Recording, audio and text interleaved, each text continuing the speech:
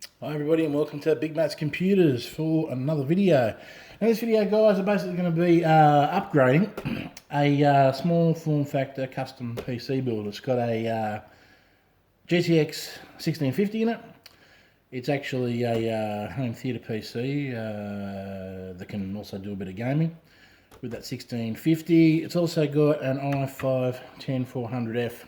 We're going to upgrade that with this little beauty right here, which is the Quadro RTX A2000, which is pretty much the most powerful low profile graphics card that you can get.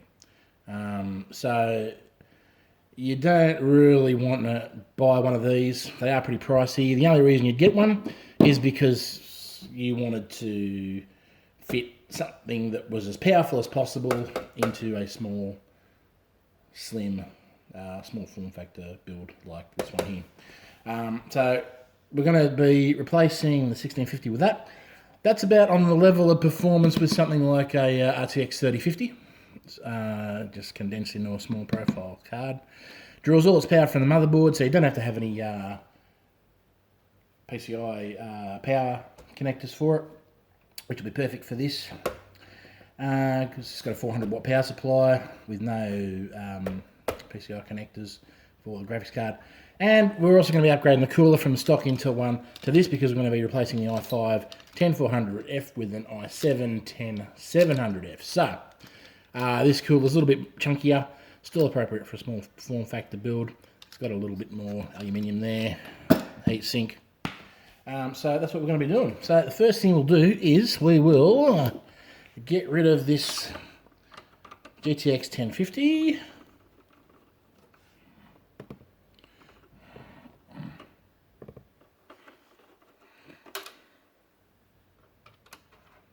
Do your job, man. Let's do your job.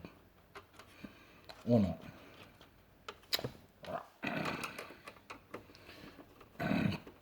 Out goes the GTX 1050.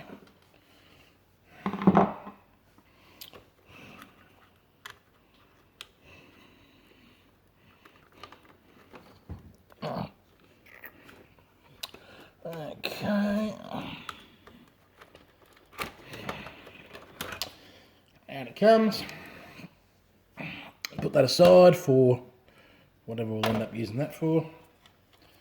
And we have our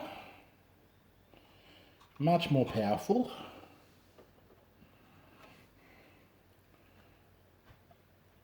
RTX A2000. Install that. This comes out of the way here.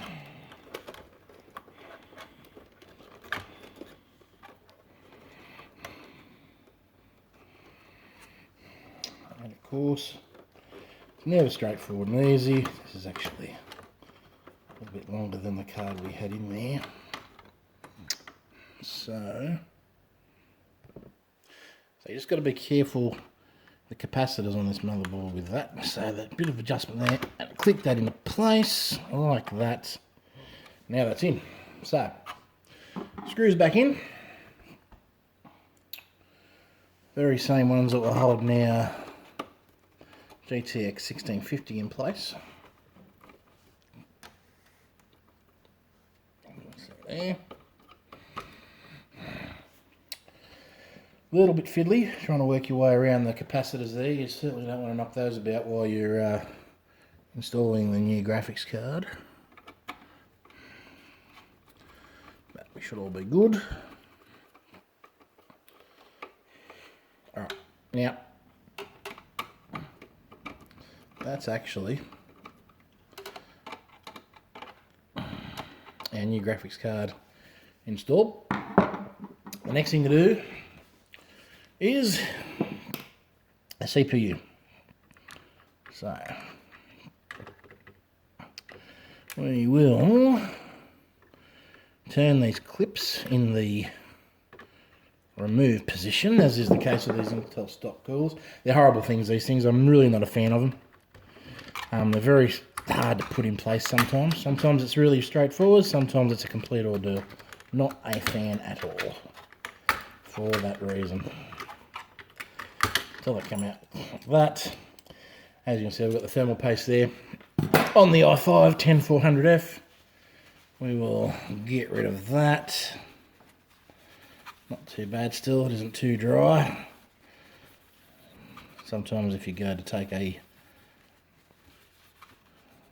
CPU cooler off, CPU where it's had the thermal paste sitting there, not replaced for some time, you can literally bake on and not be doing much at all to help dissipate the heat. Alright, so there is our i5 10400F. Good CPU, but not as good as an i7. Let's upgrade to that. Alright, so just give that a bit more of a... So we've got no thermal paste hanging around, or it shouldn't be. Alright, retention arm. Undo that. Take out our 10400F rather, and install our 10700F, which is more powerful. So it's an all-round upgrade, a CPU upgrade and a GPU upgrade, which will make this thing quite formidable, I would say. Retention arm in, feel resistance, hook it back in there like that. Now, our better CPU cooler. I'm going to make sure this is all lined up, because this is where it can get very difficult, especially if you can't access the back of the motherboard. If you can't access the back of the motherboard, it's all well and good if you have it out when you work on it. In this case, we don't want to have to take out the motherboard if we can avoid it. Got to make sure these line up and go in properly, because they can be a bit difficult sometimes, especially if these little pins aren't straight. These on the end here can sometimes go in and deform and bend and carry on and do all sorts of stuff they're not supposed to do. So I'm going to apply a thermal paste. Typical rule is about a pea-sized amount in the middle of the CPU, like so. That should just about do it.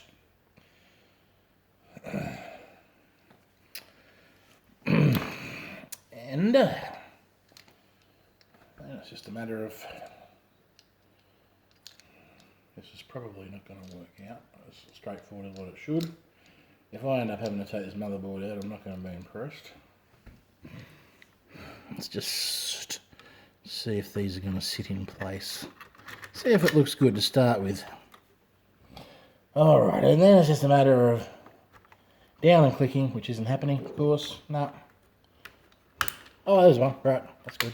Oh, and again, yep, and again, yep, and again, all four clicked into place. So that's how it should happen. That's how it should go. When things are going well and it's straightforward, that's how it can go. Sometimes, not so much. Sometimes you can find yourself in issues. They don't go in where they should. They bend the plastic part. And it's not making contact with the CPU as it should, the cooler, and then you basically have to access the back, do it all over again and mess around. That was pretty straightforward for us. We didn't have to do that, so that's great.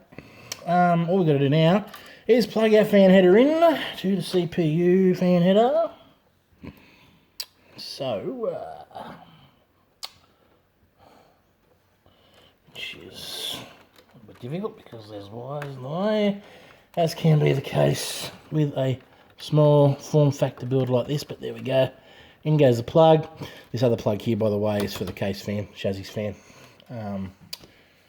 And, well, we're set to go. So, just a matter of powering this up now and seeing if our GPU upgrade and our CPU upgrade has been successful and we get an image on the screen and everything's alright. So we will check that out. Alright guys, thanks for watching this video. And that's what we're up to today at Big Mass Computers. Home Cinema PC upgrade. 1650 upgrade to a NVIDIA Quadro A2000. like I said, that's an upgrade to about 30-50 level of performance, just all condensed into a small form factor card for a small form factor case. It doesn't take up much room. And our i7-10700F, which will be awesome for gaming and basically anything else we want to do with it. So thanks for watching, guys, and we'll see you next time around at Big Mass Computers. Bye.